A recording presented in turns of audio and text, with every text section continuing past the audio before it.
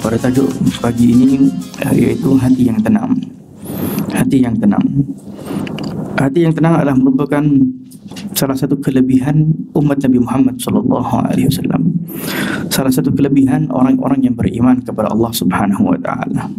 Setelah mana Allah Subhanahu wa taala sendiri memberitahu yang hanya dapat memberikan ketenangan adalah Allah Subhanahu wa taala. Dan diberikan ketenangan ini khususnya kepada orang-orang yang beriman. Assalamualaikum warahmatullahi taala wabarakatuh.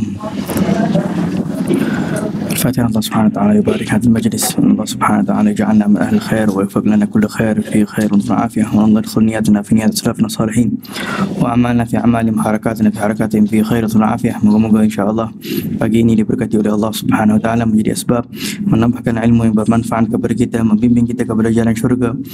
Dengan niat itu kita sama-sama baca Al-Fatihah. Bismillahirrahmanirrahim.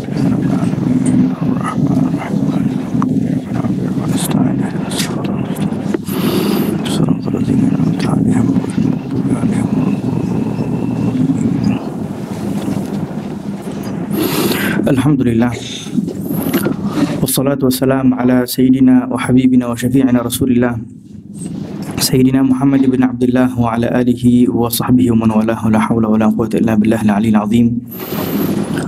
Allahumma salli wa sallim ala sayyidina Muhammadin miftahi babi rahmatillah adada ma fi ilmillah, salatan wa salaman daimaini bidawami mulkillah wa ala alihi wa sahbihi wa man walah. Nawaitu ta'allum wa ta'lim wa tadhakkur wa tadhkir wa nafa' wal intifa' wal ifada wal istifadah wal hath 'ala tamassuk fi kitabillah al-aziz wa sunnati rasulih wa du'a ila al-huda wa dalalata 'ala al-khair ibtigha' wajhi Allah ta'ala wa ridha'ihi wa qurbihi wa thawabihi subhanahu wa ta'ala. Alhamdulillah, kita bersyukur kepada Allah Subhanahu wa taala atas segala nikmat yang masih diberikan Allah kepada kita. Nikmatul Islam, nikmatul iman, nikmatul afiyah. Dan kita bermohon kepada Allah, moga-moga kita sentiasa menjadi hamba yang bersyukur kepada Allah. Dijadikan hati kita hati yang sentiasa bersyukur kepada Allah atas nikmat-nikmat yang besar yang diberikan Allah Subhanahu wa taala kepada kita, secara khususnya nikmatul Islam, yang merupakan salah satu nikmat yang terbesar yang diberikan oleh Allah Subhanahu wa taala kepada kita, yaitu untuk dijadikan kita sebagai seorang muslimah tanpa permintaan daripada kita. Dipilih oleh Allah Subhanahu wa taala, pilihan daripada Allah yang kita bermohon moga-moga kita menjadi hamba yang bersyukur atas nikmat yang agung ini sebelum memandang kepada nikmat-nikmat yang lain. Begitu juga kita bersyukur kepada Allah Subhanahu wa taala atas salah satu nikmat yang besar, kata ulama, yaitu nikmat an ja'ala Allah Subhanahu wa taala umat Nabi Muhammad sallallahu alaihi wasallam, yaitu Allah menjadikan kita umat Nabi Muhammad sallallahu alaihi wa ala alihi wasallam, yang merupakan salah satu nikmat yang terbesar, yang mana ummah ini dipanggil ummah marhumah, umat yang dirahmati, umat yang disayangi oleh Allah Subhanahu wa taala kerana satu, yaitu kerana Nabi kita Muhammad sallallahu alaihi wasallam. Karena Allah cinta kepada Nabi Muhammad, Allah sayang kepada Nabi Muhammad sallallahu alaihi wasallam, maka umat Nabi Muhammad ini dirahmati oleh Allah. Maka dengan itu, sungguh apabila kita hidup di dalam keadaan tidak mengenal kepada baginda Rasulullah, kita tidak mencintai baginda Rasulullah sallallahu alaihi wasallam, bermakna kita tidak ada usaha untuk nak mengenal Allah, nak mendekatkan diri kepada Allah Subhanahu wa taala. Karena orang yang paling dicintai Allah adalah Nabi kita Muhammad sallallahu alaihi wasallam. Maka perlu mengenal segala akhlak dan sifat Nabi, dan perlu juga mempunyai hati yang sentiasa terikat kepada baginda Nabi Muhammad di dalam cinta dan rindu kepada baginda, sehingga ianya menjadi sebab Allah mencintai kita, Allah merahmati kita, Allah sayang kepada kita. Begitu juga kita bersyukur kepada Allah Subhanahu wa taala atas nikmat al-afiyah. Kata ulama, salah satu nikmat yang besar yang diberikan oleh Allah Subhanahu wa taala adalah al-afiyah. Dan al-afiyah ini adalah sebuah kalimat yang maknanya luas. Afiyah yang kita faham mungkin hanya sebatas kesihatan tubuh badan, tetapi al-afiyah juga adalah Allah menjaga kita daripada musibah, daripada bala. Allah menjaga kita di dunia dan juga akhirah, perlindungan dan penjagaan daripada Allah Subhanahu wa taala termasuk daripada al-afiyah. Dengan itu baginda Rasulullah sallallahu alaihi wasallam selalu berdoa dengan menyebut Allahumma inni as'aluka al-afiyah wal mu'afat ad-da'imah fid din, di dalam agama, wad dunia dan akhirah. 3. Kenapa afiyah untuk agama, dunia dan akhirah? Afiyah di dalam agama supaya jangan sampai musibah yang kena melalui agama kita menjadi sebab akidah kita tidak benar, menjadi sebab tidak terbimbing kepada jalan yang benar, dan sebagainya. Dan begitu juga dunia, daripada kesihatan tubuh badan, jasad kita, keluarga kita dilindungi oleh Allah Subhanahu wa taala. Dan kesihatan juga, al-afiyah juga termasuk di dalam rezeki kita yang diberikan oleh Allah Subhanahu wa taala, rezeki yang barakah, itu termasuk daripada al-afiyah. Begitu juga al-akhirah, iaitu Allah dapat masukkan kita ke dalam syurga Allah. Allah memilih kita untuk menjadi hamba yang masuk ke dalam syurga Allah, insya-Allah, juga termasuk di dalam al-afiyah. Maka dengan itu perlu kita sentiasa memperbanyakkan doa ini. Allahumma inni as'aluka al-afiyah wal mu'afat ad-da'imah fid dini wad dunya wal akhirah. Doa yang lain, Allahumma inni as'aluka al-afwa wal afiyah. Allahumma inni as'aluka al-afwa wal afiyah wal mu'afat ad-da'imah fid dini wad dunya wal akhirah. Doa-doa ini juga dianjurkan setelah mana kita setelah doa adzan. Doa adzan ni kita baca Allah marabat di dunia sampai habis daripada doa adzan. Di akhir doa adzan itu ditambah dengan Allahumma inni as'aluka al-afiyah wal mu'afat ad-da'imah fid dini wad dunya wal akhirah. Itu yang dibiasakan oleh orang-orang salihin, karena doa setelah adzan adalah doa mustajab. Dan doa di antara adzan dan iqamah juga adalah merupakan waktu mustajabnya doa kita. Juga barang siapa yang ingin mungkin bagi yang mungkin tidak dikurniakan anak, yang mempunyai mungkin keluarga yang ingin untuk mendapat zuriat, juga membiasakan doa apabila doa di antara azan. Ini doa waktu mustajab. Doa di antara azan ini selalunya mujarrab untuk secara khususnya juga untuk mendapat zuriat. Baik, alhamdulillah. Pada tajuk pagi ini iaitu hati yang tenang. Hati yang tenang. Hati yang tenang adalah merupakan salah satu kelebihan umat Nabi Muhammad SAW. Salah satu kelebihan orang-orang yang beriman kepada Allah Subhanahu wa taala. Setelah mana Allah Subhanahu wa taala sendiri memberitahu yang hanya dapat memberikan ketenangan adalah Allah Subhanahu wa taala. Dan diberikan ketenangan ini khususnya kepada orang-orang yang beriman. Kata Allah Subhanahu wa taala, alladzina amanu tatma'innul qulub bi dzikrillah, ala bi dzikrillah tatma'innul qulub. Allah Subhanahu wa taala memberitahu bagi orang yang beriman tidak ada sesuatu yang membuatkan mereka ini tenang kecuali dengan zikrullah, kecuali dengan ingat kepada Allah Subhanahu wa taala. Ketahuilah, kata Allah, ala bi dzikrillah, hanya sahaja dengan zikrullah, dengan ingat kita kepada Allah Subhanahu wa taala, hati itu akan tenang. Hanya dengan ingat kepada Allah, hati itu akan tenang.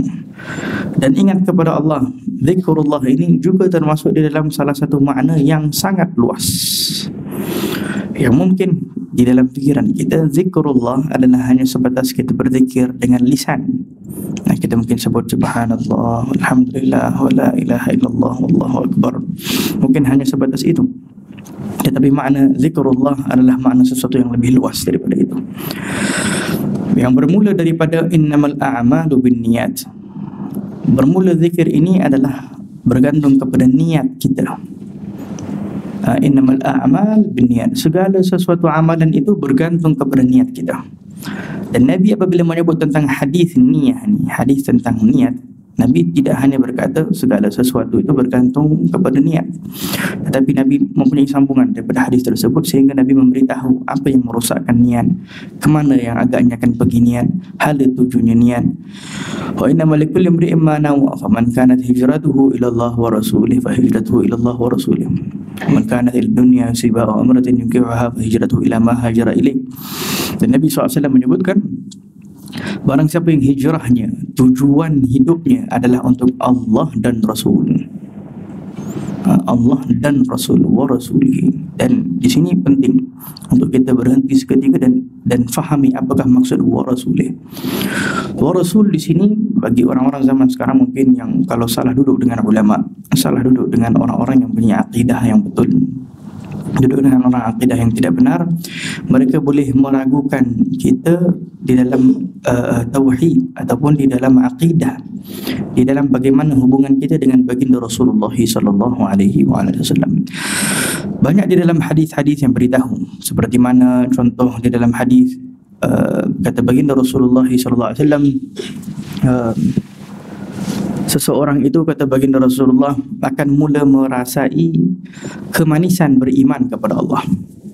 Akan merasai kemanisan beriman kepada Allah, halawatul iman, apabila dia menjadikan di dalam kehidupannya yang dia paling cinta adalah ayaj'al Allah wa Rasul ahabba ilaihi mimma siwahuma. Dalam hadis Nabi, iaitu kau menjadikan Allah dan Rasul lebih kau cintai daripada segalanya. Kau mencintai Allah dan Rasul daripada segalanya. Wa Rasul itu tidak bermaksud thumma Rasul, Allah dan setelah itu Rasul, tetapi Allah dan Rasul. Allah dan Rasul. Kenapa Allah dan Rasul? Sehingga disebutkan oleh ulama, waw di sini dinamakan wawul ma'iyah. Dalam bahasa Arab, waw ini dinamakan waw kebersamaan. Bukan lagi waw itu maksudnya setelah. Kita kedepankan Allah dulu, lepas itu baru Rasulullah dan sebagainya. Tidak.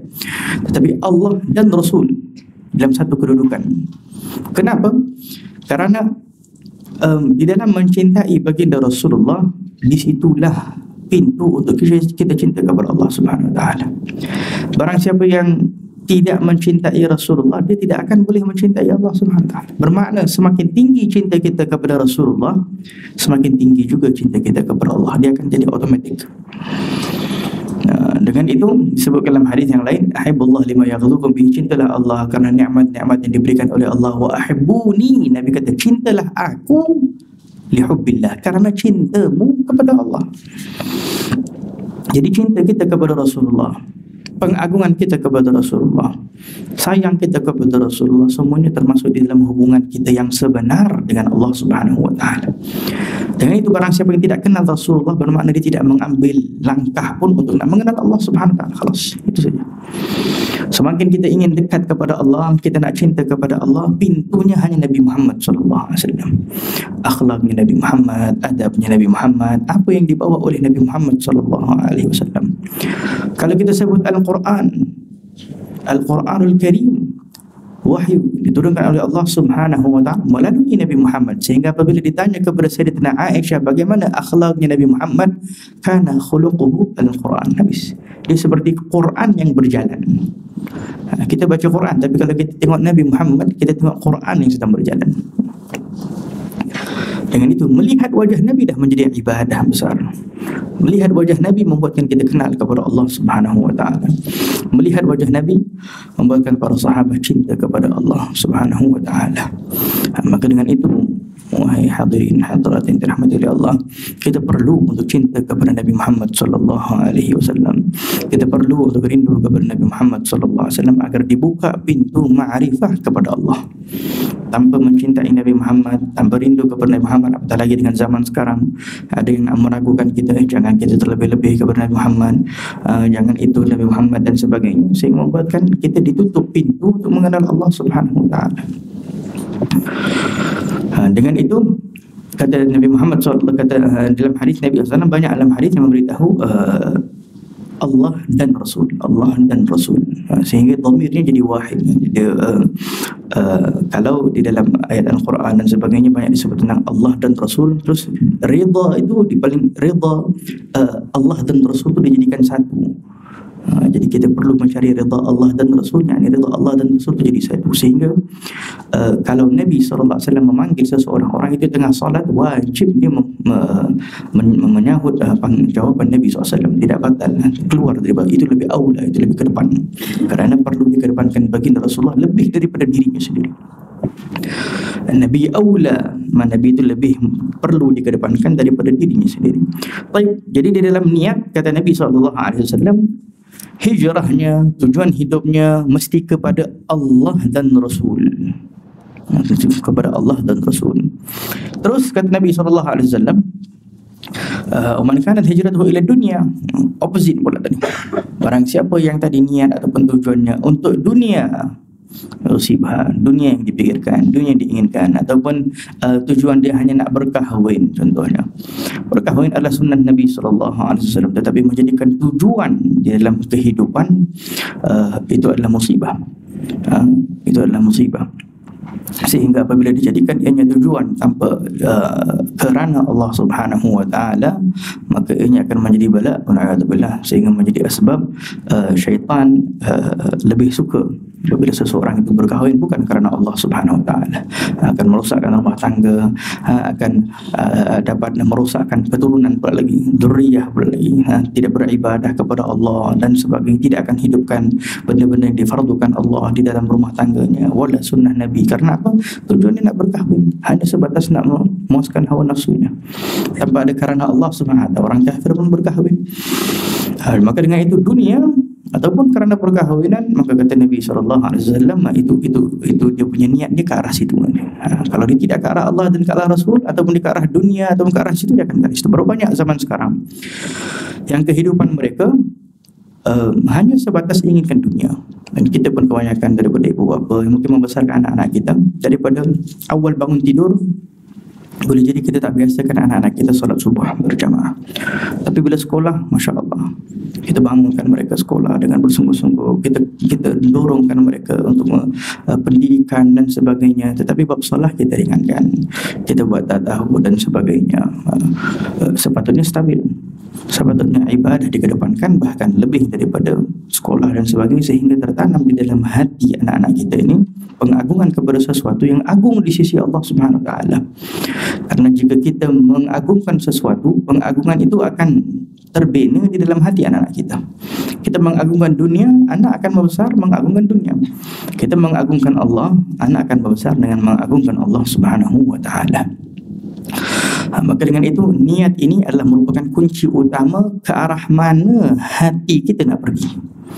Jadi dengan itu, apabila kita sebut tentang ketenangan hati, first sekali sebelum segala sesuatu bermula daripada niat kita ke arah mana, tujuan kita hidup ini kerana apa, kita nak ke arah mana, apakah sebab kita hidup di atas muka bumi ini.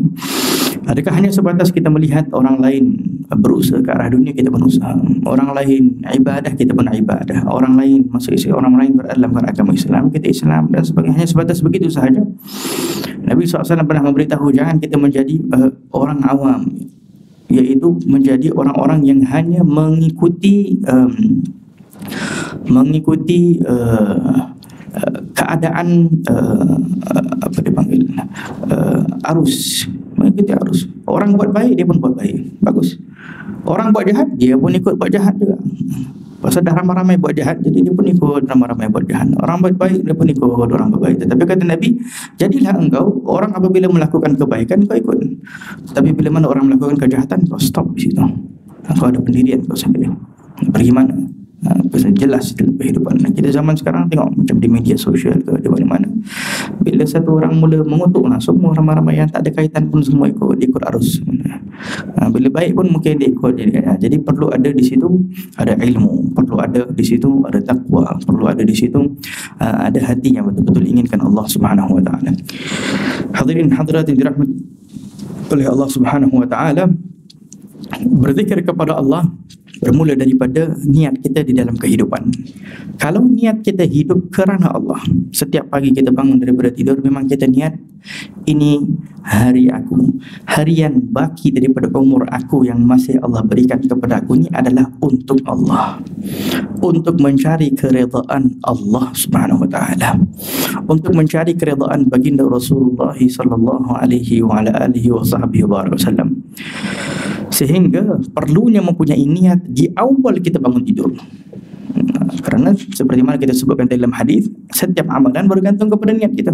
Bayangkan kalau dia bangun awal pagi tak ada niat, dia nak pergi mana? Ini yang tadi kita sebutkan, dia ikut jemaah, ikut orang pergi kerja, dia pun pergi kerja, orang pergi ini, dia pergi ini. Kita bangun pagi, kita niat apa? Dengan itu, kalau kita adalah orang-orang yang usaha istiqamah, kita akan dapati doa-doa nabawi, doa-doa Nabi SAW membaca pada pagi hari dan sebagainya. Di situ adanya makna niat di dalam hidup. Ya Allah, Allah hidupkan aku dalam pagi hari ini, jadikanlah aku orang yang bersyukur kepada Allah, jadikanlah aku orang yang sentiasa mencari keridhaan Allah, raditu billahi rabban. Banyak daripada doa-doa Nabi yang dibaca oleh Nabi.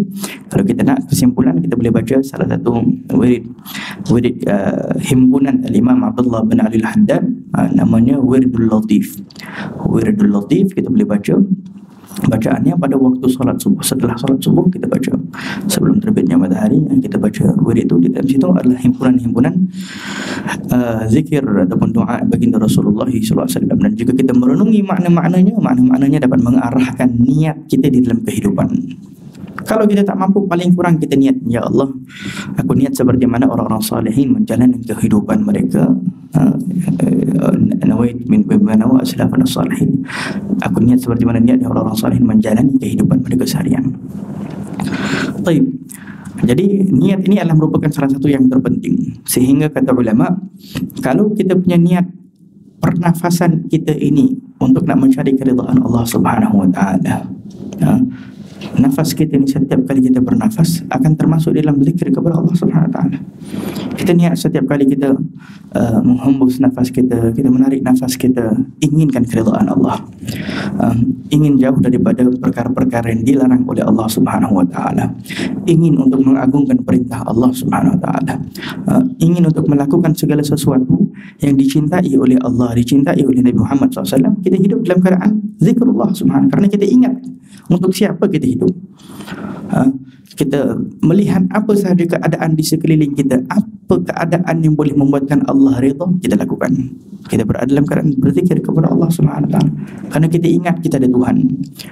Dengan itu, manusia ini perlu sentiasa berada di dalam keadaan ingat. Kalau kita kerja di sebuah syarikat, kadang-kadang perlu ada, zaman sekarang dia orang letak CCTV. Kenapa dia letak CCTV? Supaya ingat bahawa ada bos tengah tengok mungkin. Jadi dia bekerja, dia lebih teratur, dia lebih berjaga-jaga, dia lebih ambil berat dan sebagainya. Kenapa? Kalau tak perlu CCTV pun boleh saja. Tetapi kalau mungkin tak ada CCTV ke, tak ada manager ke yang ingatkan, tak ada sebagainya, mungkin dia akan ambil remeh, sehingga kerja pun dia tak buat, dia ambil kesempatan dan sebagainya. Begitu juga kita sebagai hamba Allah Subhanahu wa taala, perlu ada ulama mengingatkan kita. Perlu diri kita ni ada CCTV, sehingga kita jadikan al-muraqabah, al-muhasabah, ini semua CCTV kita. Kita jadikan sentiasa muhasabah, kita jadikan sentiasa muraqabah. Kita rasa diri kita dipantau oleh Allah Subhanahu wa taala, sehingga di dalam kehidupan kita tadi kita niat besar, niat kita nak mencari keridhaan Allah, keridhaan Rasul. Tetapi apabila kita ada muraqabah, kita merasai Allah memandang kita, Allah melihat kita, kita akan jaga keseluruhan keadaan kita, melalui perkataan kita, melalui jasad kita, melalui segala sesuatu. Dengan itu, kehidupan yang diinginkan oleh Allah untuk kita ini sebetulnya kehidupan yang mudah. Sehingga kata baginda Rasulullah SAW, barang siapa yang boleh menjamin, man yadhman li, barang siapa yang dapat menjamin kepada aku, ma baina lahyai, di antara kedua gusinya, iaitu mulutnya, lidahnya. Barang siapa yang dapat menjaga, menjamin kepada aku, dia dapat jaga lidah dia, dapat menjaga mulutnya, dan juga membaina fakhidih, dan juga di antara pahanya, ini kemaluan dia. Barang siapa yang dapat menjaga kemaluan dia dan dapat menjaga mulutnya, aku menjaminkan kepada dia syurga Allah Subhanahu wa taala. Sesimpel itu saja kata baginda saya. Yang dapat menjaga lidahnya, yang dapat menjaga kemaluannya, aku jamin kepada dia syurga Allah Subhanahu wa taala. Tapi yang paling banyak tak dapat menjaga adalah lidah manusia. Tak dapat menjaga kemaluannya, tak dapat menjaga diri untuk melakukan tak dapat menjaga diri sehingga dia melakukan perkara-perkara yang tidak diridai oleh Allah Subhanahu wa taala. Maka dengan itu, apabila kita ingin untuk mempunyai hati yang tenang, kita perlu mempunyai niat yang jelas di dalam kehidupan kita. Imam Al-Ghazali rahimahullah ta'ala, beliau memberitahu secara ringkas, kata beliau, untuk nak mempunyai niat yang jelas di dalam harian ini, perlu ada 3 perkara. Perlu ada al-musyaratah, al-muraqabah dan al-muhasabah. Nah, 3 perkara ini. Ini perlu pada setiap hari. Al-musyaratah, al-muraqabah dan juga al-muhasabah. Kalau tak ada benda ni, maknanya kita tidak akan ada CCTV dalam kehidupan kita. Al-musyaratah ini waktunya pada waktu pagi hari. Waktu setelah solat subuh tu kita duduk sekejap, kita musyaratah, iaitu kita mensyaratkan dengan diri kita. Kita niat nak hidup kerana Allah. Nak apa? Apa kita nak buat hari ni? Nah, itu kita listkan. Hari ni aku nak solat subuh berjamaah, hari ni aku nak keluarkan sedekah, hari ni aku nak menghadiri majlis ilmu. Semalam dia dah nampak mungkin ada poster kan, pagi malam tu dia dah niat dah. Pagi-pagi dia dah beritahu, okay, aku kena keluar untuk nak bagi majlis ilmu ke, itu ke, ini ke. Dia dah listkan semua. Kerana kalau dia tak dapat pergi pun, niat pahala niat itu dah dapat dah. Kalau dia tak dapat pergi, pahala niat dia dapat dah. Niat dahulu. 1, 2, 3, berapa list ni buat? Setiap hari kena ada list apa kita nak buat dalam kebaikan harian. Dengan itu orang-orang salihin dahulu, kehidupan mereka ini, mereka mempunyai tujuan sehingga mereka mempunyai list, bukan saja harian, mingguan, bulanan, tahunan, semua dah ada list dah komplit. Dalam masa sebulan aku akan khatamkan Al-Quran Al-Karim, dalam masa ini aku akan habiskan wirid ini, dalam masa ini aku akan istiqamah. Dengan itu kita tak terkejut, kita melihat bagaimana orang-orang salihin sebelum kita, seperti Imam Ali Zainal Abidin contoh. Imam Ali Zainal Abidin ini cucu baginda Rasulullah. Sayyidina Ali anak kepada Sayyidina Husain. Sayyidina Husain ibunya adalah Sayyidatina Fatimah Az-Zahra. Beliau ini setiap malam solat 1000 rakaat. 1000 rakaat. Macam mana boleh 1000 rakaat? Beliau ini bukan malaikat, bukan maksum, tetapi bertadarruj tadi. Dia dah start daripada sedikit demi sedikit. Dia slowly dia bina istiqamah sikit-sikit. Dia dah ada list dia. Kalau kita terus satu hari 1000 rakaat, habislah. Mungkin satu hari saja, lepas tu berapa tahun dah tak ada lagi dah solat lagi dah. Kan? Tapi kalau dah kita start daripada slow-slow, kita istiqamah 3 rakaat solat witir pada waktu malam contoh. Boleh kuat lagi 11 rakaat witir. Yang sempurna untuk solat witir 11 rakaat witir. Pagi-pagi kita solat 2 rakaat solat duha. Kita ada kekuatan kita solat 4 rakaat. Kita ada kekuatan kita solat 6 rakaat. Kita ada kekuatan solat 12 rakaat, seperti mana dianjurkan di dalam setengah hadis Nabi sallallahu alaihi wasallam. Kita start dengan solat-solat sunnah, qabliyah dan ba'diyah dan sebagainya. Semua itu perlu ada list. Qabliyah, kelebihan solat sunat qabla al-fajr, 2 rakaat solat sunat sebelum subuh, afdal daripada dunia dan seisinya, kata baginda Rasulullah sallallahu alaihi wasallam. Ada tak kita list di dalam kehidupan kita? Kalau kita tak ada list ni semua, bermakna kita jauh daripada nak mencari ketenangan yang sebenar di dalam kehidupan. Kita jauh daripada nak mencari ketenangan yang sebenar dalam kehidupan. Kerana bagaimana kita dah letak ketenangan itu akan kita dapati dengan zikrullah subhanahu, dengan ingat kita kepada Allah. Perlu ada tertibnya, perlu ada aturannya di dalam harian kita, di dalam mingguan kita, di dalam bulanan kita, aturan di dalam sesama keluarga kita. Dengan itu kalau orang-orang salihin, perbezaan kita dengan mereka, mereka mempunyai satu konsep yang sampai ke tahap anak-anak mereka juga mudah nak ikut keluarga mereka. Kerana apa? Konsep itu telah dibina hatta di dalam rumah. Ada waktu dengan keluarga di dalam beribadah berjamaah, sehingga ada rumah-rumah orang-orang salihin, mereka boleh khatam Al-Quran dalam masa sebulan, dalam masa seminggu berjamaah dengan keluarga. Di antara maghrib dan isya mungkin diduduk dengan keluarganya, satu orang baca satu muka surat Al-Quran, baca sebelah, baca dalam jamaah. Di Hadramaut sana di Tarim masih ada orang-orang yang melakukan begitu. Kadang-kadang di masjid, kadang-kadang di rumah, mereka akan baca beberapa maqra' di dalam Quran. Ini maqra' ni dalam satu muka surat, 2 muka surat macam tu, didengari oleh orang lain. Jadi dibuat macam halaqah bersama keluarga, ibu, anak yang duduk di dalam rumah. Ibu, anak. Jadi anak tu membesar melihat, hadir dulu. Lama-lama dia dah boleh mengaji, dia dah boleh baca, dia ikut masuk join sekali satu muka surat. Sehingga tak sampai sebulan khatam Al-Quran Al-Karim. Kerana kalau kita baca berjamaah ni, semangat dia lebih tinggi daripada kita baca bersendirian. Kalau kita berzikir berjamaah, kita baca Ratibul Haddan ke Ratibul Atas berjamaah, itu lebih semangat dia tinggi. Tapi kalau kita baca sendiri-sendiri, nanti syaitan ni lebih mudah nak mengganggu kita. Hari ni kita skip lah satu hari, kita tengok wayang sudah lah, Jadi nanti next time insya-Allah kita qada balik. Mula-mula dia ada niat masya-Allah nak qada. Nanti lama-lama qada pun dah tak ada lagi dah. Jadi kalau kita melakukan amalan berjamaah itu lebih afdal. Jadi Nabi SAW tak menyebutkan solat jamaah ini afdal daripada solat bersendirian, bukan hanya sebatas karena pahala, kerana di situ ada kelebihannya tersendiri. Kelebihannya adalah dia akan membangkitkan semangat. Sehingga dalam setengah hadis Nabi SAW menyebutkan syaitan ini dia akan mengganggu apabila seseorang bersendirian, tetapi bila berjamaah syaitan susah nak ganggu. Dia akan jadi susah nak mengganggu. Minimum jamaah hatta 2 orang. Minimum solat jamaah 2 orang dah termasuk dalam jamaah. Suami, isteri ke, anak dengan ibu ke, dan sebagainya.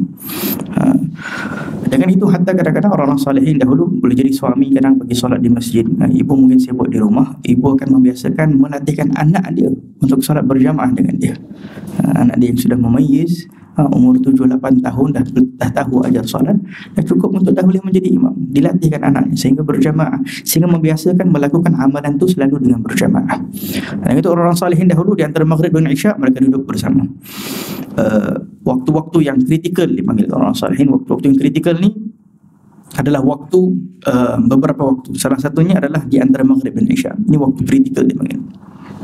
Waktu ni kalau tak disibukkan dengan kebaikan, dia akan automatically akan menyibukkan kepada kejahatan, kelalaian yang akan menyampaikan kepada kejahatan. Di antara maghrib dan isyak salah satu waktu sebelum maghrib, dan juga yang kedua di antara maghrib dan isyak. Ini semua waktu-waktu kalau kita dapat melakukan, dapat menghidupkan, ini sangat besar manfaatnya. Satu sebelum maghrib, kedua di antara maghrib dan isyak, ketiga waktu sebelum subuh, waktu qiyamul lail, sebelum subuh, dan keempat di antara subuh, setelah subuh dan sebelum naiknya matahari, sampai naiknya matahari. 4 waktu ni. Ini 4 waktu ni kita paling crucial, paling penting. Kalau boleh dihidupkan berjamaah, sampai setengah hadis menyebutkan orang yang menyebutkan dengan sebuah zikir dan sebagainya sebelum naiknya matahari di antara solat subuh, itu dia punya rezekinya lebih terjamin daripada orang yang keluar nak pergi mencari rezeki. Dengan zikir itu dia dapat lebih terjamin. Lepas dia berzikir berjamaah, bismillah, berangkat. Baik. Jadi perlu mempunyai list di dalam kehidupan kita, kita nak buat apa seharian, sehingga kita dapat menjadikan niat di dalam kehidupan kita untuk mencari keridhaan Allah. Terus adanya yang kedua dinamakan muraqabah. Tadi yang pertama tu musyaradah, tu namanya musyaradah. Kita listkan harian nak buat apa, minggu nak buat apa. Kita dah berkahwin dah. Kalau berkahwin suami isteri, listkan kita kehidupan kita nak buat apa ni. Kalau zaman sekarang kita list nak pergi travel sana ke, nak pergi ni ke, nak pergi kedai makan sana ke, restoran mana ke, ni dan sebagainya. Tapi kalau hidup yang salihah, dia akan listkan kita nak hidupkan sunnah apa dekat rumah kita. Kita nak hidupkan sunnah Nabi, kita nak hidupkan bacaan Al-Quran, kita nak hidupkan zikrullah, kita nak hidupkan perkara-perkara yang menjadi sebab keridhaan Allah Subhanahu Wa Taala. Kerana dalam menghidupkan keridhaan Allah di dalam rumah tangga menjadi sebab ulfah, jadi sebab hati ini akan bersatu. Hati ini akan lebih mudah nak saling menyayangi kerana Allah Subhanahu Wa Taala. Lebih susah syaitan nak memecah belahkan rumah tangga apabila dihidupkan amalan-amalan yang diridai oleh Allah di dalam rumah tangga. Kalau tak ada usaha, mustahil. Sebab itu kalau kita dapati orang-orang yang banyak kes perceraian dan sebagainya, bukan kerana akhlak si fulan, sifat si fulan dan sebagainya. Akhlak memang kita ada kelemahan. Kebanyakannya kerana tidak ada barnamij, tidak ada program aktiviti yang menghidupkan rumah tangga dalam keridhaan Allah. Kalau kita cek balik, mesti solat berjamaah tak pernah ada mungkin dalam rumah tangga. Itu yang paling dekat dalam penceraian dan sebagainya. Tak pernah ada. Kalau solat jamaah pun tak pernah. Apatah lagi benda-benda yang sunnah-sunnah lagi. Benda-benda majlis ilmu ke, majlis zikir ke, apa ke, lebih jauh. Jadi benda-benda macam tu mempermudahkan syaitan nak merosakkan rumah tangga. Tapi perkara yang kedua adalah muraqabah. Muraqabah ini iaitu kita merasai kita dipantau, bermula daripada ar-raqib wa atid. Yang dua malaikat yang ada di kanan dan kiri kita. Ini disebut dalam firman Allah, ma yalfidhu min qawlin. Tidak ada satu perkataan yang kita sebut kecuali ada raqib dan atid. Iman, kalau kita percaya bahawa ada malaikat di kanan dan kiri kita, kita perlu merasai kita ada CCTV, dipantau terus. Ini CCTV lagi dekat kanan dan kiri kita, terus ada malaikat. Perkataan yang baik dicatat langsung oleh malaikat, nah ini pahala. Perkataan yang tak baik langsung dicatat oleh malaikat, jadi dosa. Sehingga kita ni adalah orang yang penting, makhluk yang penting diciptai oleh Allah, sehingga ada orang yang berkhidmat, ada malaikat yang berkhidmat untuk kita. Tengok orang kalau penting, menteri ke apa ke, akan ditulis semua apa perkataan dia dan sebagainya. Kita ni orang penting, makhluk yang penting di sisi Allah, sehingga Allah cipta malaikat untuk kita, berkhidmat sepanjang kehidupan untuk kita, mencatat semua kalimat kita. Bayangkan, tanpa kita ada bagi dia gaji wala apa. Maka dengan itu orang-orang salihin sebelum kita, mereka bermuamalat dengan malaikat ini, karena mereka merasai kehadiran malaikat ini. Sehingga Sayyidina Uthman bin Affan kalau nak masuk kepada bilik air, dia akan letak syal ini rida, dia letak seolah-olah, kerana mereka merasai ada interaction antara, kerana iman mereka, karena malaikat ini tak akan masuk dalam bilik air. Jadi bila nak masuk bilik air, dia letak rida dia, ni semoga ni tempat malaikat nak tinggal kat situ. Maka ni malaikat ada duduk situ pun, tetapi muamalat nak merasai bahawa malaikat tu bersama dengan dia. Orang yang seperti ini adalah orang-orang yang muraqib tadi. Dia ni adalah orang yang muraqabah. Muraqabah ini juga seperti mana tadi kita sebutkan, iaitu kita pastikan segala list-list kita ini, apa yang kita nak buat harian kita ni, kita buat ataupun tidak. Sehingga hari ni kita niat nak pergi nak solat zuhur ataupun nak pergi hadir majlis ilmu dan sebagainya, kita dah janji dengan Allah, insya-Allah kita nak buat benda yang baik, kita nak melakukan ini. Bila dah sampai waktu tu, kita buat ke tidak? Kalau kita rasa dipantau terus, kita akan mudah ingat. Tapi kalau kita tak rasa dipantau, kita akan mudah lupa. Maka dia akan muraqab, dia akan sentiasa menjaga diri. Hari ini aku nak menjaga diri aku daripada berkata perkataan yang haram. Allah lihat aku. Kuatkan muraqabah ini dengan zikrullah, dengan bersolawat ke, dengan beristighfar ke, melazimkan dengan zikrullah. Sambil dia jalan dia solawat, sambil dia jalan dia berzikir, dia berterusan sampai dia rasa Allah sedang melihat kepada dia, Allah sedang mengetahui keadaan dia, sehingga tutur kata dia mudah nak menjaga dan sebagainya. Lepas itu yang terakhir adalah al-muhasabah. Waktu muhasabah ni, muraqabah ni waktu dia dari pagi sampai malam. Waktu musyaratah tadi lepas sembahyang subuh. Waktu muhasabah pula sebelum tidur. Sebelum tidur dia buka balik list-list dia. Dia tik balik. Hari ni dah masya-Allah dapat melakukan sedikit sedekah ke, hadir majlis ilmu ke dan sebagainya, dia tik balik. Kalau ada benda yang tak terbuat, dalam dia muhasabah. Kenapa aku tak buat? Dia muhasabah dengan diri dia sendiri. Tak boleh, lain kali aku kena berubah ni. Supaya apa? Sebab kita manusia ni, kata ulama, ada 3 hari saja. Ada 1 hari saja. Hari kita ni 1 hari. Dia tak ada besok, tak ada kemarin. Kemarin dah lepas, habis dah. Gone. Dah tutup buku dia, dihantar. Yang ada hari ini saja. Besok kita tak tahu kita masih hidup ataupun tidak. Hari ini yang kita masih ada ni, yang ini kita manfaatkan. Jadi waktu malam sebelum kita tidur, kita dah list balik untuk kita muhasabah. Baik. Itu apabila kita ingin untuk mempunyai ketenangan di dalam kehidupan kita, kita perlu untuk mengatur harian kita. Salah satu perkara, kata Imam Al-Ghazali rahimahullahu ta'ala, yang dapat merosakkan hati, salah satu perkara, 4 perkara maksudnya, kata Imam Al-Ghazali, dinamakan Ummahatul Amrad. Kita kalau nak hidup bahagia, nak tenang, kita kena fokus macam mana cara nak memperbaiki hati kita. Kata Imam Al-Ghazali, ada ummahat, ibu kepada penyakit-penyakit hati. Ibu kepada penyakit-penyakit hati, kata Imam Al-Ghazali, ada 4. Ada 4. Yang pertama, ini dalam kitab Ihya Ulumuddin. Yang pertama, tulul amal, panjang angan-angan. Panjang angan-angan, tulul amal. Yang kedua adalah al-isti'jal. Al-isti'jal ataupun ajalah, iaitu tergesa-gesa, terburu-buru, tergesa-gesa. Dia nak cepat, semua benda dia nak cepat. Al-ajalah, yang pertama tulul amal, panjang angan-angan, terburu-buru ataupun tergesa-gesa. Al-ajalah. Yang ketiga adalah al-kibr, kesombongan. Al-kibr, sombong. Dan yang keempat adalah al-hasad, dengki. Pertama adalah tulul amal, panjang angan, isti'jal. Yang kedua terburu-buru, tergesa-gesa. Yang ketiga adalah al-kibr, sombong. Dan yang keempat adalah hasad, dengki. Hati kita ini dipanggil qalb. Kenapa dipanggil qalb? Kerana dia ini selalu yataqallab. Dalam bahasa Arab, qalb ni maksudnya sesuatu, yataqallab ni maksudnya dia balik, terbalik, membolak-balik. Sehingga Imam Sayyidi Muhammad Zarruq, seorang ulama besar, berkata sumiyal qalb, dinamakan al-qalb ini kerana dia kadang-kadang membalik, menghadap kepada atas, atau kadang-kadang dia menghadap kepada bawah. Kadang dia menghadap atas, kadang dia menghadap bawah. Bila dia menghadap kepada atas, dia menghadap kepada ruh, dia menghadap kepada sesuatu yang tinggi, dia menghadap kepada kerohanian, dia menghadap kepada benda-benda yang dirasai oleh ruh. Cinta kepada Allah, rindu kepada Allah, ini semua yang dirasai oleh ruh. Bila kita hadir majlis zikir, selalunya hati itu dia akan pergi kepada ruh, sehingga dia mula merasai kerohanian. Dia panggil majlis kerohanian. Ada zikrullah, adanya ketenangan hati. Dekat situ selalunya dia takkan fikir kepada benda yang ke bawah.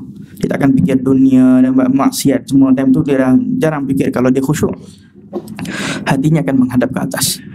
Dan kadang-kadang dia taqallab, kadang-kadang dia ini kerana dia sentiasa membolak-balik, jadi kadang-kadang dia ke bawah. Kalau dia ke bawah, ini kata Sayyid Ahmad Zarruq, dia menghadap kepada nafsu. Nafsu di bawah, ruh di atas, nafsu di bawah. Ada malaikat, ada syaitan. Ada malaikat, ada syaitan. Malaikat dan syaitan ni akan membisik terus. Malaikat membisik kepada kebaikan kepada hati, syaitan pun membisik kejahatan kepada hati. Siapa yang dikuasai oleh syaitan, kebanyakan waktu hatinya memandang kepada nafsu, menyahut panggilan nafsu. Kalau dia punya hati dikuasai oleh malaikah, maka hatinya sentiasa akan menghadap kepada ruh. Orang yang sentiasa menghadap kepada ruh ni, kehidupannya sentiasa bahagia, kehidupan dia tenang saja, kehidupan dia sentiasa tenang. Maka dengan itu Nabi SAW sentiasa berdoa, ya muqallibal qulub, wahai yang membolak-balikkan hati, sabbit, kuatkan biar dia ni istiqamah duduk di satu tempat. Qalbi ala dinik, dalam agama, wa ala ta'atik, di dalam ketaatan kamu, ala dinika wa ala ta'atik, menunjukkan nak biar sentiasa ruh ini yang merasai kedekatan kepada Allah, kepada benda-benda yang dicintai oleh Allah Subhanahu wa ta'ala. Maka dengan itu perlu kita mengambil berat bagaimana kondisi ataupun keadaan hati kita. Sehingga kalau kita dah tahu hati kita ni kadang menghadap kepada atas, kadang menghadap kepada bawah, kita kalau nak hidup yang bahagia dan tenang, kita kena cari waktu-waktu yang hati kita ni boleh menghadap kepada atas. Majlis pada waktu sekarang ini tujuannya untuk membuatkan hati kita menghadap kepada atas, membuatkan kita punya hati nak connect kepada ruh kita, supaya apa yang disampaikan melalui lisan ulama, apa yang disampaikan melalui lisan ulama, kita anggap ianya adalah merupakan wakil daripada baginda Rasulullah, menyampaikan apa yang disampaikan oleh baginda Rasulullah, sehingga segala sesuatu ilmu yang bermanfaat ini boleh membangkitkan hati kita untuk menghadap kepada ruh, supaya ruh kita ini mula cinta kepada Allah, cinta kepada Rasulullah sallallahu alaihi wa ala alihi wasallam.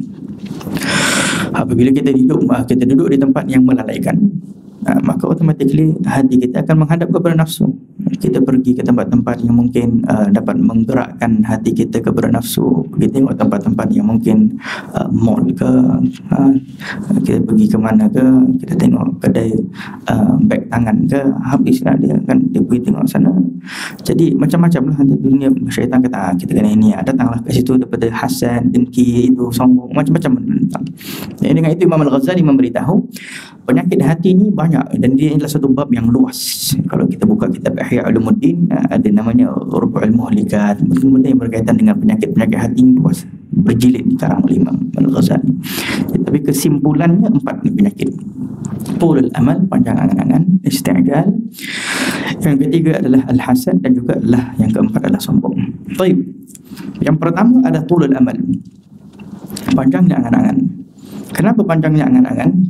Disebutkan dalam setengah riwayat oleh baginda Rasulullah SAW bahawa akhwaf ma akhafa ala ummati, sesuatu yang paling aku takut terhadap umat aku adalah tulul amal, itba'al hawa, mengikut hawa nafsu, dan tulul amal, panjangnya angan-angan. Fa amma itba'al hawa, yang mengikuti hawa nafsu, fa yasudda 'anil haqq, dia akan menutupi pintu kebenaran. Orang yang mengikut hawa nafsu ni dia akan jadi buta. Pasal nafsu ni dia tidak akan ingin untuk mengikuti kebenaran. Jadi barang siapa mengikuti nafsu sahaja, dia akan dibimbing kepada kejahatan. Nanti nafs la ammarah, menyuruh kita kepada kejahatan, bisu. Jadi kalau kita biarkan saja nafsu yang kontrol kita, nafsu itu dia akan bawa kita step by step menuju kepada kejahatan, kerosakan. Dengan itu kita perlu ada agama, syariah, kita kena ikut syariat. Kenapa hikmah mengikuti syariah ni? Supaya nafsu kita ni berada di bawah genggaman kita.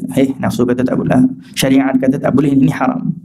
Kenapa? Supaya kita dapat menjaga diri kita, bukan kita terpaksa. Kadang-kadang orang kata syariat bagi kita ini haram, kita kena pakai tudung pula, apa ini kan kebebasan manusia lah, hak macam zaman sekarang macam-macam. Syariah datang untuk nak membantu kita, karena kita tak faham macam mana nak menjalani kehidupan kita ni.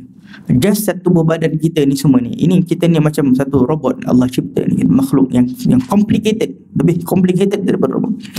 Kita tak tahu apa yang terbaik untuk kita. Kita mungkin khalas, contoh seorang wanita tak mau pakai tudung, aku tahu ini kebebasan diri aku. Daripada mana sumber itu? Daripada diri aku punya pendapat, aku rasa tak baik. Macam-macam boleh jadi hikmah yang tak baik akan terjadi.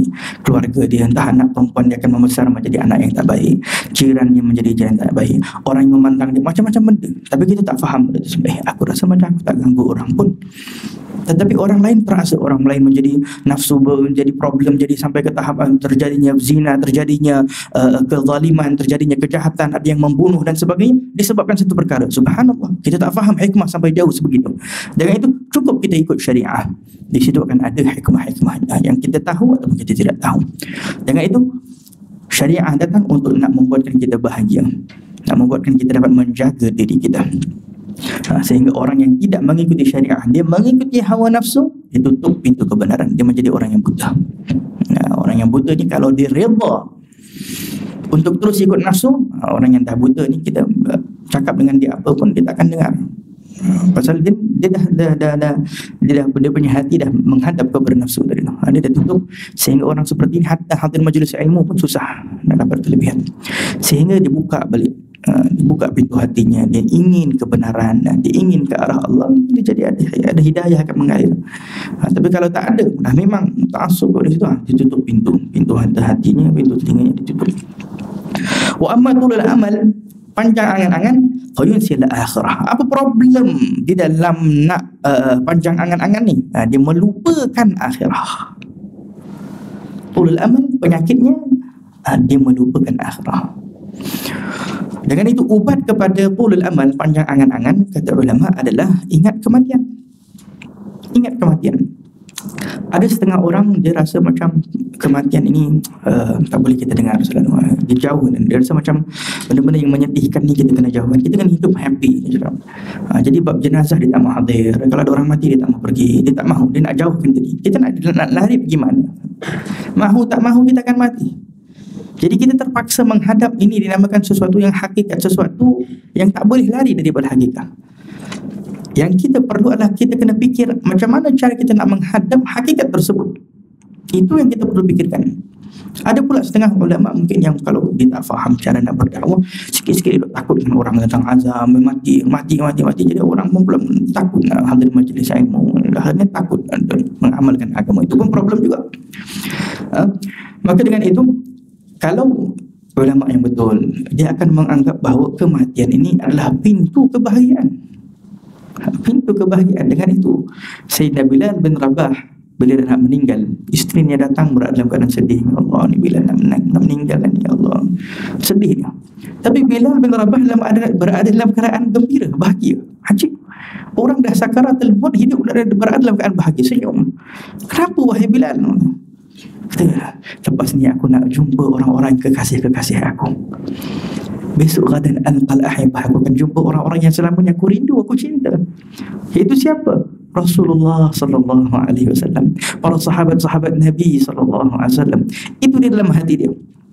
Sehingga dia menjadikan kematian itu adalah pintu kepada kebahagiaan. Siapa daripada kita yang menganggap pintu kebahagiaan kematian? Pasal apa? Itu kata ulama, dia bermula daripada apa yang kita agungkan di dalam hati. Kalau kita mengagungkan dunia, kita akan takut segala sesuatu yang berkaitan dengan dunia. Kita takut dunia kita hilang, kita takut ini, kita takut ni. Bila kita punya pengagungan kepada dunia, kita akan automatically mempunyai takut kepada keadaan yang berkaitan dengan dunia. Nanti ada orang curi duit kita kah? Kita pasang CCTV kah? Kita pasang itu, kita tak akan tenang. Nanti kalau terjadi apa-apa, habislah aku kat tengah, habis ni. Jadi dia akan sibuk macam tu saja. Sikit-sikit dia akan tak pernah tenang lah. Dia tidak akan pernah tenang. Kerana apa? Itu yang dia letak priority yang first. Cuba kalau dia letak priority yang first, dia adalah Allah Subhanahu Wa Taala, adalah baginda Rasulullah sallallahu alaihi wasallam. Dunia kalau tak ada pun, apa akan terjadi? Adakah kita nak menetap sini selama-lamanya? Kita tak boleh nak masuk dalam alam kubur kita. Allah sengaja kadang-kadang orang yang lupa kalau Allah sayang kepada kita ni. Kadang-kadang kita kena fikir jauh hikmah Allah. Allah kalau sayang kepada kita ni, kenapa Allah uji? Allah uji kerana Allah nak ingatkan bahawa dunia ini bukan tempat untukmu, wahai orang yang aku cinta, wahai orang yang aku sayang. Itu hikmah daripada ujian. Dengan itu orang yang paling dicintai oleh Allah, orang yang paling banyak ujian. Sehingga Nabi Muhammad SAW ujian berlalunya, kata Sayyidatina Aisyah, sebulan, 2 bulan, 3 bulan, api tak pernah dibakar kat dalam rumah Rasulullah sallallahu alaihi wasallam. Ditanya kepada Aisyah, bila tak pernah nampak asap keluar pun. Zaman dulu kalau asap tu maksudnya ada masak-masak apa pun. Makan apa? Berlalu 3 bulan kadang di rumah kami hanya makan al-aswadain, minum air putih, makan kurma. Itu baginda Rasulullah sallallahu alaihi wasallam. Kalau kita mungkin dah keluarkan bendera putih dah kan. Tapi itulah keadaan baginda Rasulullah sallallahu alaihi wasallam. Ya, subhanallah, ujian daripada Allah. Nabi Muhammad hidup dalam keadaan miskin ikhtiaran, kata ulama, bukan ijbar, bukan dia terpaksa. Dia mempunyai pilihan. Allah bagi pilihan. Engkau jadi kaya, dia tak mahu jadi kaya. Engkau jadi raja dan engkau jadi rasul. Kata Nabi, biar aku pilih ada hari aku lapar, biar aku bersabar, biar aku menjadi hamba sekejap. Kerana kalau orang tak diuji ni, dia tak akan kenal apa maksud sabar. Bila tak ada sabar, habis. Dia akan nafsu ni akan menjadi kuat bila dia tak ada kesabaran. Dia akan mudah nak memarah orang, maki, hamun, dia akan jadi sombong, dia jadi apa macam-macam benda. Tapi kalau dah kena ujian, dia tunduk sikit. Dengan itu kalau orang tak biasa ada ujian, puasa. Puasa supaya apa? Puasa itu adalah bahagian daripada ujian. Dengan itu kalau orang tak, dengan itu orang Islam, Allah nak terbiasa sampai ke tahap Ramadan dijadikan wajib kepada kita supaya kita rasa sedikit kelaparan dan sebagainya. Ada orang kat sana hidup susah. Dengan itu kita ingat bahawa dunia ini adalah bukan tempat untuk kita berkekal selama-lamanya kat sini. Kadang-kadang Allah jadikan ujian kita yang Allah masih sayang. Tak ada ujian, Allah subhanallah, yakni la qadar Allah, tidak terjadilah kepada kita Allah meninggalkan anak kita ke, orang yang dekat, orang yang kita sayang, kadang-kadang diambil oleh Allah. Kenapa? Nak ingatkan bukan sini tempatnya. Kadang-kadang kita bina rumah ni untuk anak kita yang itu. Saya dah pernah jumpa ada beberapa keluarga sampai pindah pergi ke Kota Hadramaut, sampai duduk kan, subhanallah, berubah dalam. Saya tengok pada satu orang keluarga ni datang kepada saya, dulu dia tak ke arah agama ni, perubahan dia betul-betul ke arah agama ni apabila dia sayang sangat kepada anak dia. Gitu. Satu anak ni dia sayang sangat anak dia pandai, comel ke apa, lawan hasil memberikan yang terbaik pendidikan dan sebagainya, akhirnya aksiden meninggal. Aksiden meninggal tu dia beritahu apa je dah dia nak daripada dunia ni. Dia beritahu, ini harapan aku yang besar, aku ikhlas. Akhirnya dia berubah totally kepada agama. Dia start istiqamah, dia atur majlis untuk ulama dan sebagainya, sampai dia nak pindah ke Hadramaut, ni semua, dan dia rasa tenang. Dia lebih rasa kehidupan dia tenang dan bahagia. Dengan itu kadang-kadang ujian ini tanda Allah sayang kepada kita. Allah nak ingatkan kita bahawa dunia ini bukan tempat. Kenapa? Karena orang yang panjang angan-angan tadi itu dia lupa akhirah. Dengan itu kata ulama dalam hadis Nabi SAW, kebanyakan orang-orang yang akan berada dalam neraka, orang kata adalah ahli taswif, orang-orang yang suka menunda-nundakan amalan. Jadi syaitan ini dia akan suka menjadikan orang ni taswif ni saufa, dia kata nantilah, kita nantilah, besoklah, lusa lah. Kita nak buat amalan ini, kita nak puasa minggu depan lah insyaAllah. Kita nak Ramadan istiqamah, insyaAllah aku nak bertaubat. Taubat ni ditunda-tunda. Nantilah insyaAllah tahun depan aku bertaubat. Umur aku 40 tahun aku istiqamah betul-betul insyaAllah. By the time rumah aku dah siap tu, habislah. Kat situ aku akan beli sajadah yang mahal punya, aku istiqamah kat situ insyaAllah. Jadi tak habis benda tu. Nanti kalau dah dapat sejadah baru, nanti dia tunggu pula benda lain pula, rumah ini pula kereta, tak akan habis benda tu. Kerana apa? Ini modal syaitan, dia nak merosakkan kita. Dia masuk melalui tadi pintu pertama tadi, tul amal, panjangnya angan-angan. Jadi panjang angan-angan ni dia boleh membuatkan kita menunda-nunda kebaikan. Tunda kebaikan, tunda. Buat maksiat tak apalah, nantilah kita bertaubat dan sebagainya. Wala'iyatubillah. Jadi tulul amal ini juga termasuk disebabkan kita mengagungkan dunia. Kita merasai dunia ini kekal. Kita merasai dunia ini mempunyai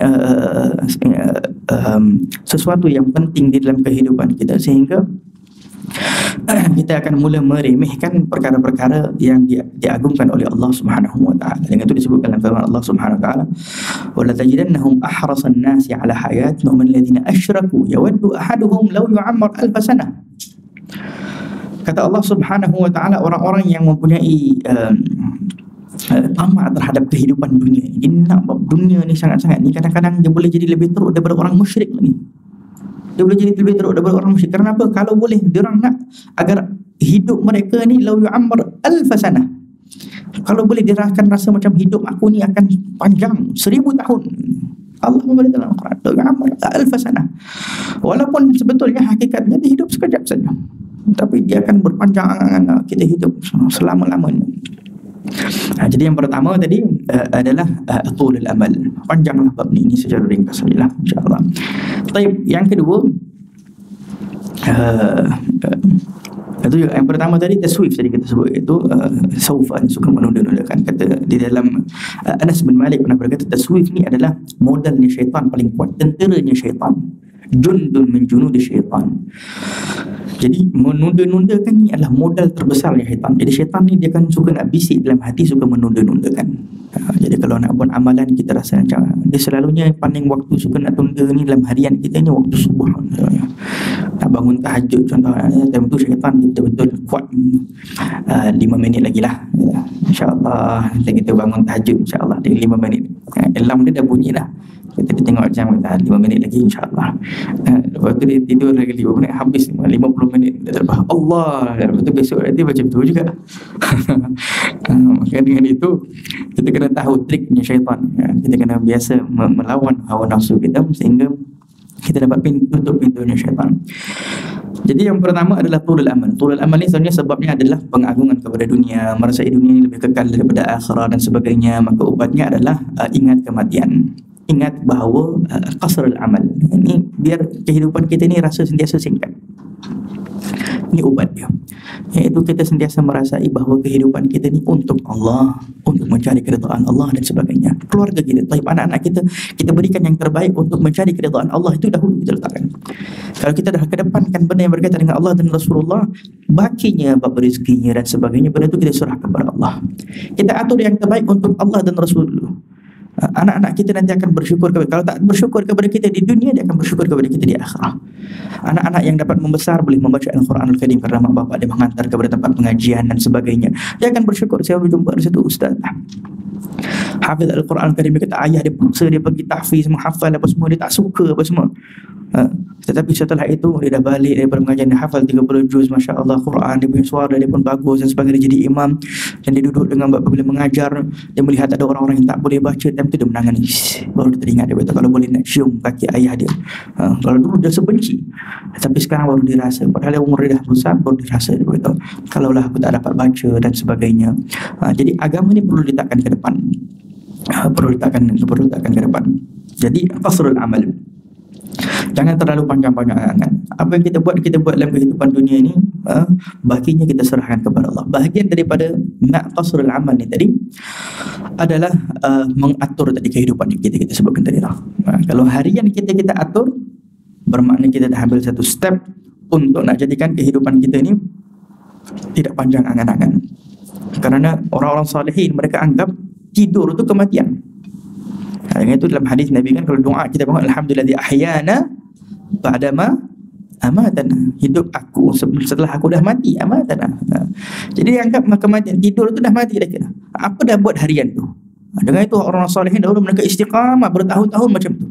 Jadi mereka ready sentiasa dalam keadaan hati mereka cinta kepada Allah, cinta kepada Rasulullah. Maka dengan itu, kalau kita anggap kematian ini adalah sesuatu yang kita mempersiapkan diri nak jumpa Rasulullah, kita tidak akan takut dengan kematian. Kita akan anggap kematian itu pintu nak menjumpa kepada orang yang kita cinta. Kita kena ubah konsep kefahaman kita terhadap kematian itu. Kalau kita jadikan itu adalah pintu untuk mencari redha Allah, orang salihin, kita akan mempersiapkan dan kita tidak akan berada dalam keadaan yang tidak baik. Yang kedua adalah al-ajalah. Al-ajalah ini adalah suka nak terburu-buru. Ajalah ini adalah penyakit yang bahaya. Bila dia ajalah, dia tidak akan ada at-ta'anni. Sehingga disebut dalam hadis al-ajalah minasyaitan. Ajalah ini, suka terburu-buru ini adalah bahagian daripada syaitan. Ta'anni ini dia ada dua, kena faham. Allah Subhanahu wa taala menyebut wasari'u, segera di dalam melakukan ibadah, mencari pengampunan daripada Allah. Tapi al-ajalah yang bahaya ini adalah asna, waktu tengah beribadah. Dia suka terburu-buru, nak semayang cepat-cepat. Nak berzikir dia nak cepat-cepat. Hadir majlis ilmu nak cepat-cepat. Semua benda yang hasil nak cepat. Cepat-cepat, kita sekejap saya nak tengok itu ini habis. Al-ajalah ini membuatkan kita tak boleh nak khusyuk. Bila tak boleh nak khusyuk, ruh ibadah itu tak ada. Sehingga kita boleh tengok orang yang suka ajalah ni, kalau dia tinggal solat ke, dia tinggal amalan, dia tak akan rasa bersalah. Mula-mula dia rasa bersalah sikit. Pasal apa? Dia tak ada rasa khusyuk dengan Allah Subhanahu wa taala dalam ibadah dia dan sebagainya, sehingga dia akan lebih kepada kebiasaan, adat kebiasaan daripada sesuatu yang boleh dirasai oleh hati kita. Dengan itu, kalau kita nak ketenangan, kita kena khusyuk di dalam ibadah, khusyuk di dalam berzikir, khusyuk apabila menghadir majlis ilmu, khusyuk membuatkan kita ni jangan terburu-buru, hati tenang dan sebagainya, membuatkan khusyuk yang akan membuahkan kepada diri kita ketenangan. Opposite itu adalah ajalah, suka nak terburu-buru. Terburu-buru ni ada beberapa perkara sahaja, kata ulama, yang boleh kita terburu-buru. Itu kata orang salihin 5 perkara. 5 perkara yang boleh kita terburu-buru. Yang lain-lain semua mazmum, yang lain-lain semua tak bagus. Iaitu yang pertama adalah it'amut ta'am, iaitu memuliakan tetamu. Ini terburu-buru tak apa. Memuliakan tetamu. Tetamu nak datang, jangan kita lambatkan. Tetamu nak datang, kita segera memberikan mereka makan dan sebagainya. Itu benda bagus. Yang kedua adalah tajhizul mayyit. Kalau dah meninggal jenazah tu, jangan kita buat tak apa, slow-slow, kita biar dulu, itu tak bagus. Itu kena segera cepat mandikan jenazah dan sebagainya. Lagi cepat ditanam lagi bagus. Yang ketiga adalah tazwijul bikir. Anak dara yang nak berkahwin, jangan kita tunda-tunda. Kita banyak tradisi adat kita, subhanallah, bertunang setahun, 2 tahun, 3 tahun, 4 tahun baru kahwin. Bertunang, hatta setengah-setengah orang salihin mereka bertunang tu waktu terus berkahwin terus. Jangan terlalu tunda-tundakan sangat, kerana menunda-nundakan menjadi sebab syaitan nak masuk dalam tu. Syaitan nak masuk sehingga terjadinya perzinahan dan sebagainya sebelum perkahwinan. Dan juga yang keempat adalah qada' ad-dain. Bila kita hutang, ini jangan kita lambat-lambatkan. Sengaja kita lambat-lambat, tak apalah, tenang-tenang, kita dah ada duit tapi kita sengaja lambat-lambatkan. Baik, tak boleh, kita kena segerakan. Kita tak tahu, kerana benda ni benda yang tidak akan dimaafkan oleh Allah. Tidak boleh yang hutang itu. Dan yang terakhir adalah taubat. Taubat jangan kita biarlah slow-slow, tak apa, tak. Kita kena segera, kita kena buat. Baik, jadi al-ajalah minasyaitan. Al-ajalah ini iaitu sifat suka terburu-buru, cepat-cepat nak buat, nak habis dan sebagainya. Ini tak bagus. Ini adalah merupakan salah satu penyakit hati. Penyakit hati. Obatnya adalah membiasakan diri khusyuk. Membiasakan diri adalah berada dalam keadaan tenang saat melakukan ibadah. Yang ketiga, penyakit yang ketiga iaitu disebutkan oleh Imam Al-Ghazali, al-kibr, sombong. InsyaAllah beberapa sikit waktu lagi kita ambil untuk nak jelaskan sedikit. Al-kibr, sombong. Sombong ini penyakit hati yang bahaya. Kerana sombong ini bukan sifat manusia, dia adalah sifat Tuhan. Sombong ini maksudnya kita merasai kita ada kelebihan daripada orang lain. Kita nak merasai kelebihan apa kalau kita tak ada punya apa? Semua punya Allah Subhanahu Wa Taala. Harta kita rasa kita nak sombong kerana harta milik Allah. Kita nak sombong kerana kecantikan kita, mungkin kecantikan milik Allah. Kita nak sombong kerana apa? Kerana apa pun kita nak sombong, kita akan fikir bahawa semuanya milik Allah. Jadi kita sebagai hamba yang diberikan oleh Allah tak layak untuk kita nak sombong. Kerana orang yang sombong ni Allah akan berikan dia mumbalat wal'iyadzubillah, hilangkan kecantikan dia, hilangkan hartanya. Sebab kalau Allah sayang lah. Tapi kalau Allah tak sayang, boleh jadi dia istidraj, boleh Allah bagi lagi, tambah lagi, nak lagi, bagi lagi, nanti di akhir lagi kena lebih teruk. Wal'iyadzubillah. Maka dengan itu sombong ini iaitu kita merasai diri kita lebih hebat daripada orang lain. Sombong ini salah satu ummahat, ibu kepada penyakit hati. Bila ada sombong, dia akan ini kita penyakit yang besar. Yang ini di bawahnya macam-macam lagi penyakit-penyakit kecil. Melalui sombong tu nanti ibadahnya akan rosak, dia punya muamalah dengan manusia akan rosak, dia punya itu akan rosak, macam-macam benda akan rosak. Maka dengan itu al-kibir merupakan penyakit yang bahaya, yang ubatnya adalah at-tawadhu', merendahkan diri. Kita mempunyai harta ke, kita mempunyai apa ke, jangan kita merasai diri kita lebih hebat daripada yang lain. Yang itu diajar oleh ulama, diajar dalam hadis Nabi SAW. Kadang-kadang kena duduk dengan orang miskin, kadang-kadang kena pergi ziarah orang sakit, kadang-kadang kerana benda-benda itu semua supaya pecahkan sedikit sifat-sifat sombong yang ada dalam hatinya. Dan yang terakhir adalah al-hasad. Al-hasad adalah dengki. Al-hasad adalah kedengkian. Al-hasad ini bahaya kerana orang yang ada sombong ataupun hasad, orang ini tak akan bahagia. Secara khusus al-hasad ini kata ulama iaitu makna dia adalah istithqal, rasa berat nampak nikmat pada orang lain. Dia rasa berat, dia tak boleh tengok. Dan setengah makna lagi oleh ulama, dia menyebutkan bahawa dia nak nikmat yang ada pada orang lain itu hilang. Biar aku saja ada, jangan dia ada. Kalau dia tak punya pun, yang penting orang yang didengki itu biar hilang. Selalunya hasad ni semua orang ada penyakit hasad. Sehingga kata ulama, al-jasad la yakhlu 'anil hasad. Setiap jasad itu tidak akan pernah hilang daripada sifat hasad, dengki. Mesti ada penyakit hasad. Kalau dia kata aku ni tak pernah hasad apa-apa, itu bermakna dia penuh dengan penyakit hasad. Kalau kata aku ni tak sombong, itu selalunya orang yang sombong. Dia selalunya opposite. Kalau dia rasa diri dia penuh dengan kesombongan dan dia tahu dia usaha, itu selalunya berusaha sedikit sebanyak. Tapi kalau dia dah aku tak sombong, aku tak dengki, semua soalnya itulah dalam dirinya ada kedengkian. Jadi al-hasad ini selalunya bergantung kepada apa yang kita agungkan. Kita nak tengok hasad kita kat mana, apa yang kita agungkan. Kita agungkan dunia, kita cek kat situ. Kita agungkan bab dunia, jadi orang lain ada dunia, kita akan dengki kat situ. Kita agungkan pangkat, kita akan hasad kepada orang yang ada pangkat. Kita nak kalau boleh orang tu matilah, aksiden ke apa ke. Kalau orang harta, dia akan dengki kepada businessman ke, ini moga-moga jadi sesuatu ke apa ke. Orang yang hasad ni dia tak akan pernah tenang. Kehidupan dia tersiksa. Pasal apa? Setiap kali dia tengok orang dapat kelebihan, habis berat hati dia, rasa jodoh. Dia tak boleh tenang. Ada orang setengah orang dia hasad kepada keluarga ke apa ke, macam-macam dia boleh hasad dengki. Maka dengan itu disebut dalam hadis Nabi SAW, hasad ni dia membakar amalan kita. Dia akan menghilangkan pahala kita seperti mana kayu api dibakar, habis macam tu sekon cepat. Dan hasad ni dia bermula daripada penyakit dinamakan ujub. Ujub ni iaitu penyakit tidak pandang kepada Allah. Kalau kita tengok manusia, nikmat yang dia ada itu Allah yang bagi, kita minta kepada Allah, hilanglah penyakit hasad. Tapi kalau kita tengok orang tu berjaya ke, orang tu disebabkan dirinya, tak habis.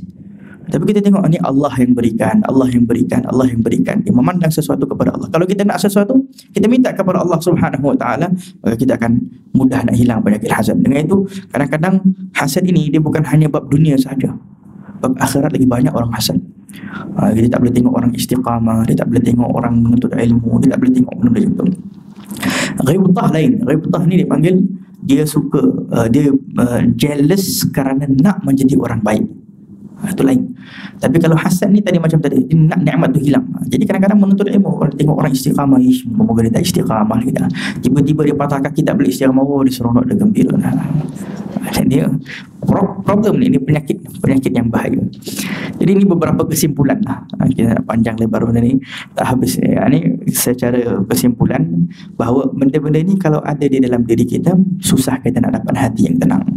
Jadi hati yang tenang ni adalah apabila bersihnya kita daripada penyakit-penyakit hati. Jadi zikir dan fikir kita terhadap ibadah ni semua akan jadi lancar, akan jadi mudah masuk kepada hati kita. Tapi kalau ada penyakit-penyakit macam ni di dalam diri kita, masih lagi mengagungkan dunia, masih lagi terburu-buru, tak betul-betul itqan, buat betul-betul di dalam ibadah kita, semayang kita tak jaga betul-betul, tak khusyuk betul-betul, lepas tu kita masih ada sombong, kita masih ada dengki, zikir-zikir kita pun susah nak masuk kepada hati. Dia pun amalan ni tadi kita sebut pada dia latif, dia keluar bismillahirrahmanirrahim, dia tengok jam sambil dia baca, dia tengok jam orang masuk keluar, dia bismillah, dia tutup, dia jalan.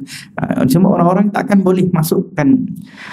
Maka dengan itu paling kurang kita kan ada waktu dengan Allah Subhanahu Wa Taala.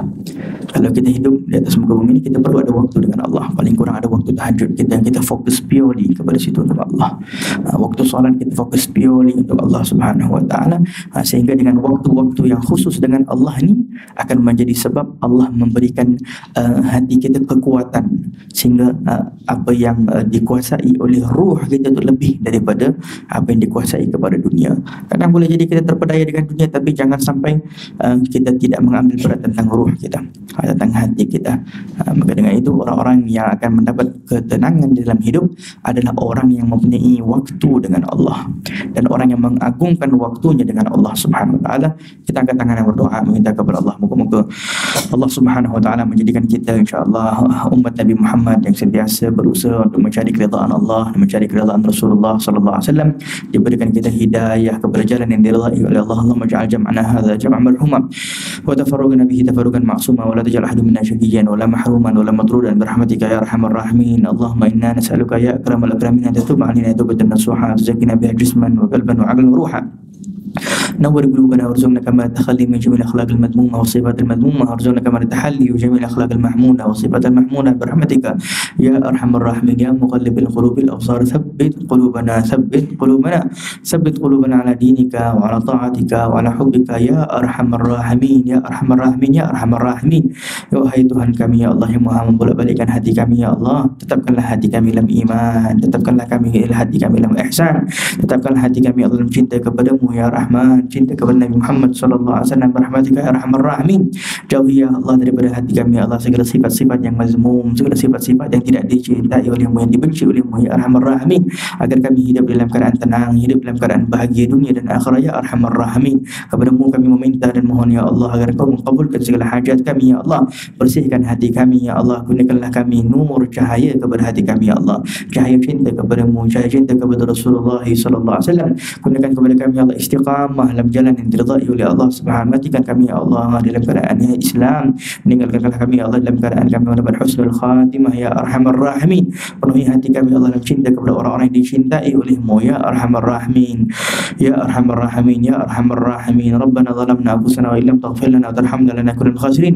Rabbana atina fid dunya hasanah wa fil akhirati hasanah wa qina adzabannar. Moga-moga Allah berkati insyaallah masjid ini dan semua yang menjadi sebab mengatur majlis ini, para AJK masjid, para muslimin yang hadir, moga-moga dikabulkan oleh Allah Subhanahu wa taala. Wassallallahu ala sayyidina Muhammad wa ala alihi wasallam. Alhamdulillah rabbil alamin. Bismillahirrahmanirrahim.